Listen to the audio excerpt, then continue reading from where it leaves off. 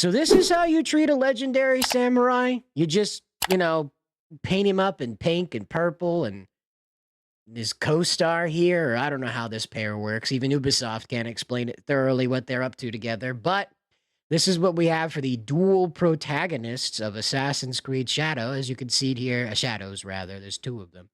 There's Yasuke over here on the left, and he is, he is looking extra fruity. And then over here on the right, we also have Naue. Now, I want to attract you to what the colors are here, okay? It's a little mystifying, but this is the trans colors, the trans flag colors.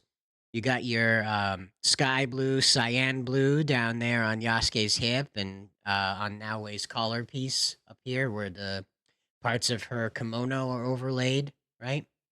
And then you got it around Yasuke's neck and his beaded necklace because we got to make sure they know he's African because beaded necklaces, And so they have this purplish pink color here, this sort of muted pink color. This also follows the trans flag, and then the purple color, of course.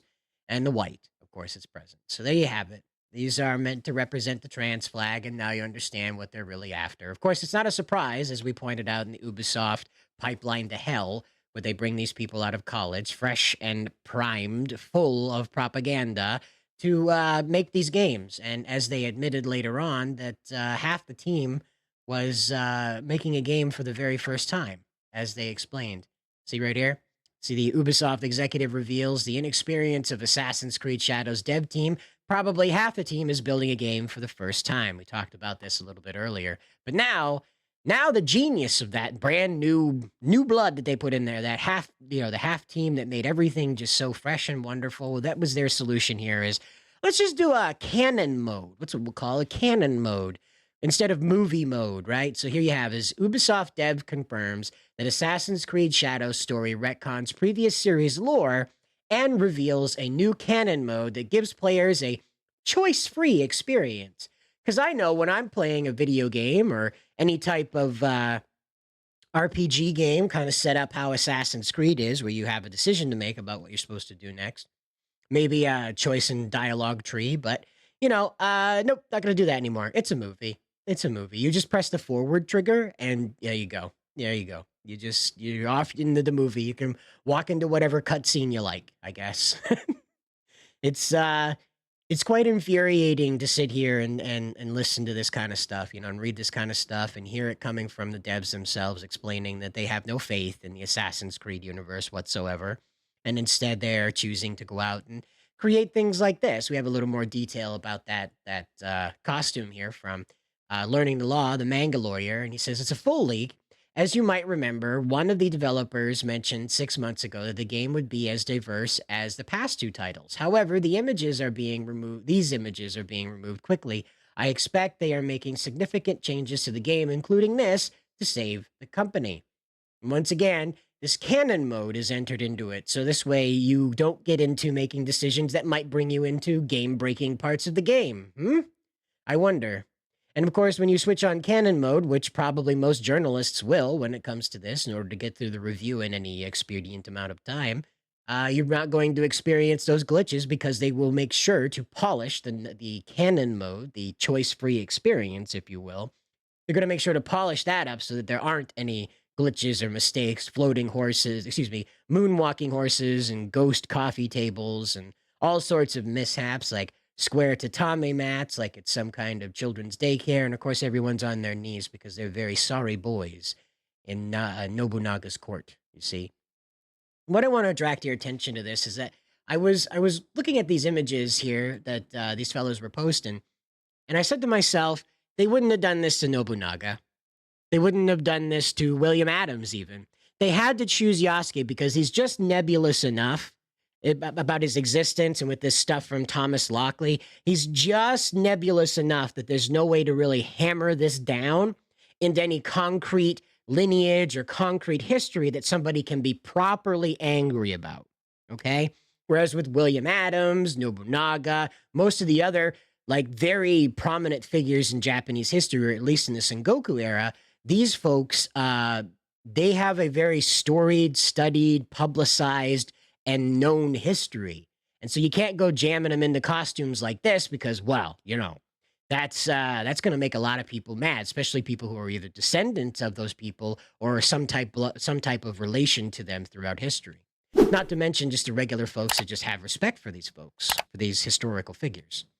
And so this is the problem that we're facing with this right now. And it just hit me that it really probably wasn't to do with DEI, but I'm sure that was a neat excuse when they came up with it. I'm sure that the Floyd riots were a nice justification for it. But when it comes to corporate cleaning, right? Corporate cleanliness, you kind of want to play both edge of that. They wanted to make sure that they had historical figures so people would go, ooh, oh, wow, you can play a real historical figure now. For the whole game, or at least the part that's intended for this character? Wow, how about that? That's interesting. Well, come to find out, it's a fictionalized version of that character, right? So that way they can get away with doing that. They created a fictional George Washington because he was an NPC, right? He's a character that you're going to go through and you're going to have a battle with, but this is clearly not meant to be the George Washington that walked the earth. Now, we're told that this is the most accurate Assassin's Creed that they've ever made, despite not having the history behind it. I think this is one right here. Yeah, here it is. Sorry, my bad. My tabs got mixed up. Excuse me. So the Assassin's Creed Shadows dev team reportedly using the delay. This was back in October, a little bit after they announced that they were going to be delaying things after the Tokyo Game Show fallout. They said many of the historical and cultural concerns are what they're going to be addressing. And the problems have been caused by bringing a historians and cultural experts in much later than usual on a project like this. So again, it just demonstrates that this was not intended to be like a use of a real historical figure in that sense. They exploited how nebulous and mysterious Yasuke is with his past, having only three or four paragraphs about him concrete in Japanese history, right? And so out of all the history that they have, by the way, it is much longer than the USA, much, much longer than our colonies even. So this is something to really kind of contemplate now that we're seeing what they were originally going to do and how they're backing away from it at light speed because the company's in free fall right now, threatening, there's people threatening to buy it out, they'll dissolve it, turn the IPs that they have into a buffet table. You take what you like, leave what you don't, And so this is where this kind of exploitation of what Yasuke is falling on its face. This was intended to be, oh, look at us. We're so diverse. We're so with it. We're even going to give you a chance to play as the legendary African samurai in Sengoku, Japan. And then come to find out they didn't do their history homework. They copy and pasted the hotel room, the hotel banquet hall that they were in. And now they're doing this kind of stuff. They tried to pass off Zoro's sword. Sorry, I'm stuck on 4 kids. I'm very, very sorry. Very sorry. Zoro's sword. My bad. Zoro's sword from One Piece. Remember that? They went over to the One Piece cosplay website when they were at the Japan Expo in Paris, the Assassin's Creed Shadows team. And all that cheap stuff they bought that was made in China. They're just so with the culture, so with the culture. All that stuff they bought with China. They also found a One Piece cosplay website where they took Zoro's sword and the red one that has the center grip that's just very rare in the middle of the hilt. In the middle of the scabbard, in the middle of the sheath there. It has that handle in the middle. I'm told that it's not that rare, but I don't see it very repeated, if at all.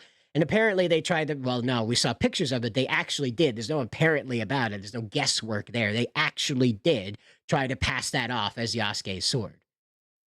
So once again, there's been just a lot of copy and pasting here with this brand new team that they brought in to make this happen. And just a lot of, I would say, misplaced expectations about the market, definitely. As we see with Ubisoft releasing an NFT game recently that got hacked within the first 36 hours of going live.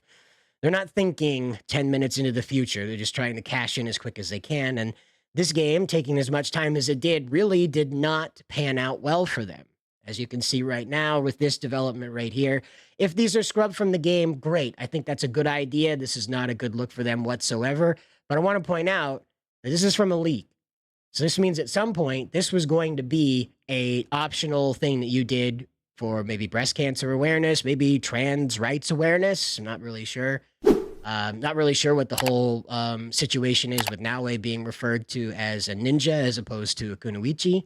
We'll have to wait and find out, but for now, there's a lot of questions about what the meaning is, and if they're gonna scrub this stuff out, what was the meaning of this stuff, right? You'll have to let me know down in the comments below what you think about this, but this is the stuff that stood out to me as this developer came out and said, "We got a Canon mode coming out." And it seems an awful lot like they're trying to steer you away from things that they can't take out of the game without breaking it, and there's gonna be a lot of glitches here and there where they just erased things and left a hole in the code. We'll have to find out. They did bring in all this new blood, all these brand new people. We'll have to wait and find out.